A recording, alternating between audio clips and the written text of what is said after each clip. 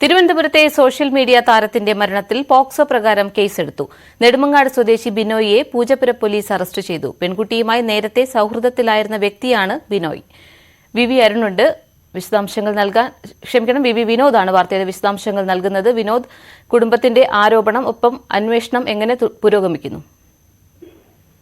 പറവതി കഴിഞ്ഞ ദിവസം തന്നെ ഈ യൂട്യൂബറെ പൂജപ്പുര പോലീസ് അറസ്റ്റ് ചെയ്തിരുന്നു. പെൺകുട്ടിയുമായി അടുപ്പത്തിലായിരുന്നു. പിന്നീട് ഈ ബന്ധം ഒഴിവാക്കി. അതിനുശേഷം ഇരുവരുടെയും പേജുകളിൽ മോശം കമന്റുകൾ, അതായത് രണ്ടുപേരുടെയും ആരാധകർ കമന്റുകൾ ഇട്ടു. കമന്റുകളുടെ വന്നതിന്റെ മനോവേദനയിൽ പെൺകുട്ടി ആത്മഹത്യ ചെയ്തു എന്ന നിലയ്ക്കായിരുന്നു ആദ്യത്തെ ചില വിവരങ്ങൾ പുറത്തു വന്നത്. എന്നാൽ പെൺകുട്ടിയുടെ വീട്ടുകാരും സുഹൃത്തുക്കളും യുവാവിനെതിരെയാണ് പരാതി നൽകിയത്.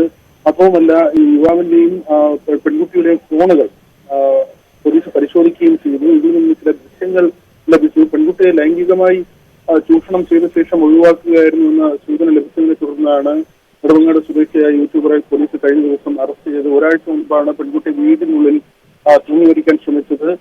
ഒരാഴ്ചയായി ചികിത്സയിലായിരുന്നു, വെന്റിലേറ്ററിലായിരുന്നു. കഴിഞ്ഞ ദിവസം ഈ ശ്വാസതടസ്സം രൂക്ഷമാവുകയും തുടർന്ന് മരണം സംഭവിക്കുകയുമായിരുന്നു. ഇപ്പോൾ ഈ യൂട്യൂബറുടെ അറസ്റ്റിന് ശേഷമുള്ള നടപടികളിലേക്ക് പോലീസ് കടക്കുകയാണ്.